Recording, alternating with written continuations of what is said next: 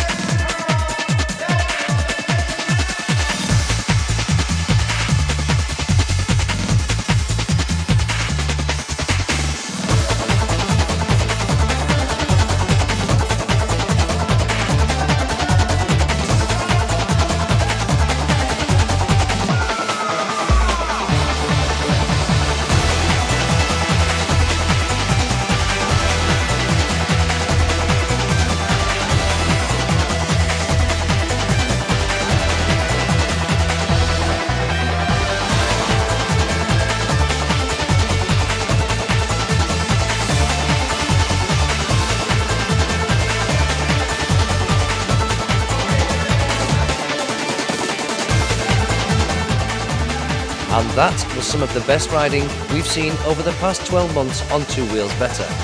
And after the break, just a couple of bikes that have given us an awful lot of fun.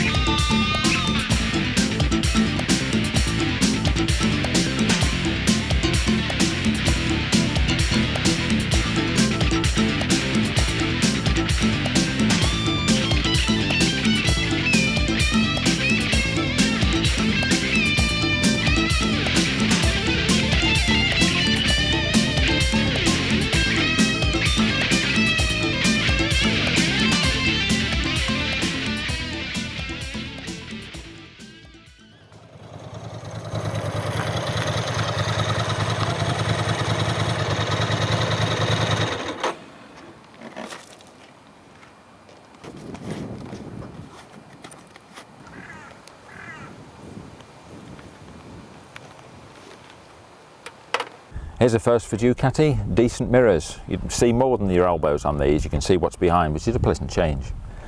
The fairing itself, nice two-piece plastic job, very nicely finished and giving a fair amount of protection. The screen's fairly short, but nevertheless it protects me from excessive wind blast.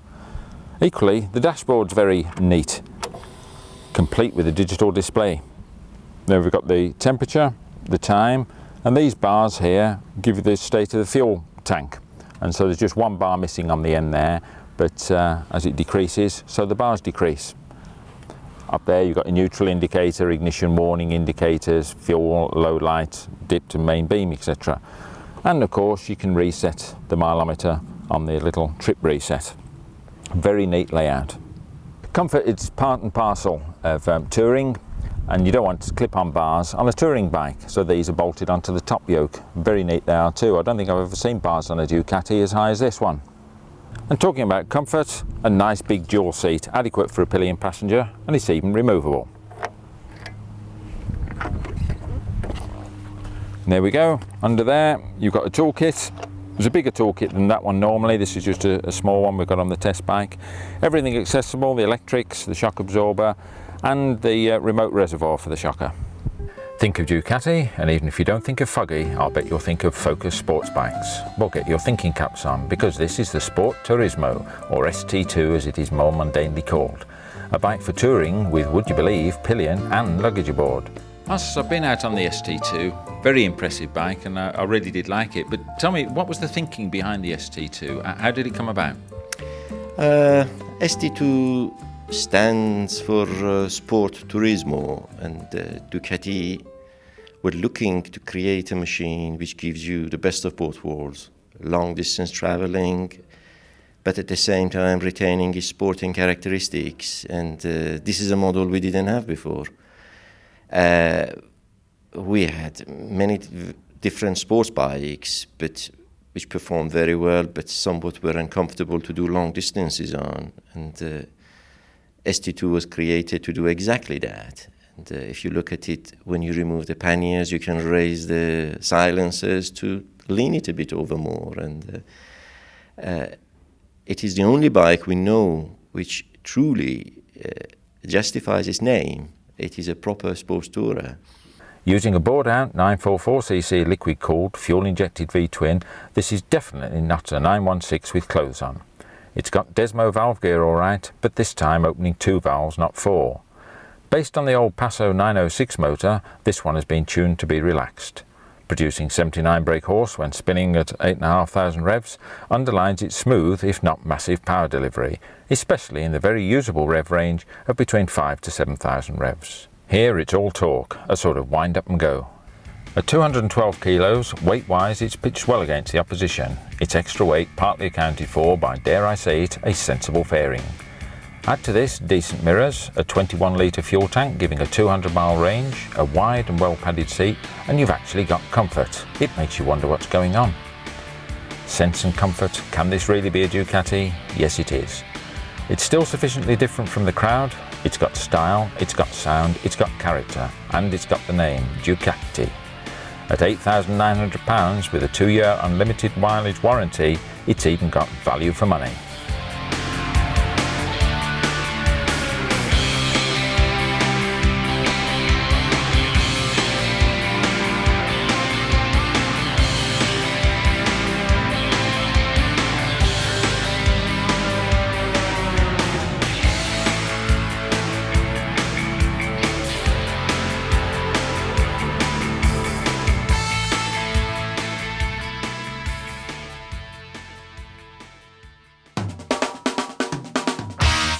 Well, them nice men at Colin Appleyards in Yorkshire have given us something else to play with. Now, maybe you can't decide what type of bike to buy.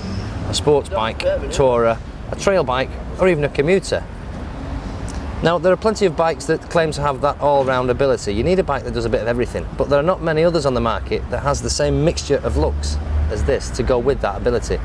This is Yamaha's TDM 850, the bike that really doesn't know what it wants to be. The seat and the back end is very sports bike-like. The high handlebars and the high riding position gives a kind of big trail bike feel. It's got a smart-looking bug-eyed half fairing and a big thumpy 850cc twin engine. In fact, you might just recognise the engine. Indeed, it's the same as Yamaha using their TRX 850. It's a parallel twin engine, double overhead cam, liquid-cooled, driving a 5-speed gearbox. That produces around 78 brake horsepower and gives a top speed of 134 miles per hour. Now, the TDM certainly doesn't look like anything else on the road, so if you fancy something a little bit different, then one of these is well worth a test ride.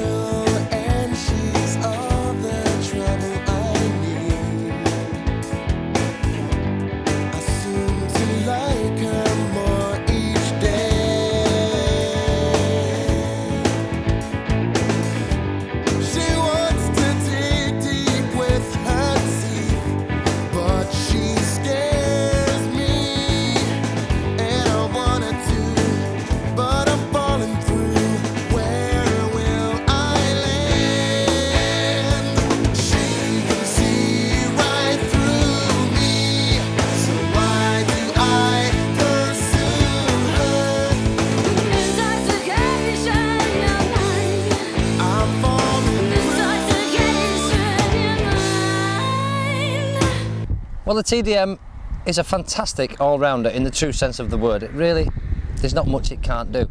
Apart from these rocks behind me, I mean, they're just a little bit over the top, hence the sweat on my forehead. I'll leave that to the experts, and I think I'll go and find a nice B-road. Paul! Paul! Hello? Hiya, mate. How are you? I don't believe. Hello. You all right? Hey, fancy meeting you here. What are you doing up here? Well, this is my practice ground, isn't it, for my trials? You drive up them rocks, don't you? Yeah. Made for it. Sweating. And that's what you've been doing on this TDM? I've been trying, but it's a bit impossible, really. No, but not quite the right bike. It's brilliant. What do you think of it? Yeah, it's good. Fantastic. It's absolutely brilliant. But looks nice. It's tell you what it's great at. Long distance stuff, sustained travel. It's really, really good. But the only thing it's missing really is luggage. Now you're the man for luggage, aren't you? Oh, aye. So well, you can put anything on that. You can put hard stuff, soft stuff, the lot. So our luggage set on the back of that, a full set. Give it to a full wing rack. All the necessary fittings and a couple of 36-litre cases either side. That'll take some serious carrying capacity. Absolutely. And you can go places on that. That works out like sort of in the region of about 380 quid. And if you don't want to spend that sort of money, I believe Baglooks even make a tank harness that goes over the tank to protect it, stop it scratching. Stick a bag on there, I reckon you can get that for probably about 180, 170 pounds, the whole package, bag and everything. I'll tell you one thing now, talking about travelling, luggage and kitting yourself out for the long journey. It's good on a motorway, this. Excellent, sustained, high speed travel, no problem. But the screen is not exactly that tall. So. Would be if I was sat behind it. Yeah, well, so I mean, is there another screen for these? Oh yeah, there's a couple of companies produce taller and flip-up screens, you know. You pick up a flip-up screen for that, a clear one for around £35, and a tinted or a coloured one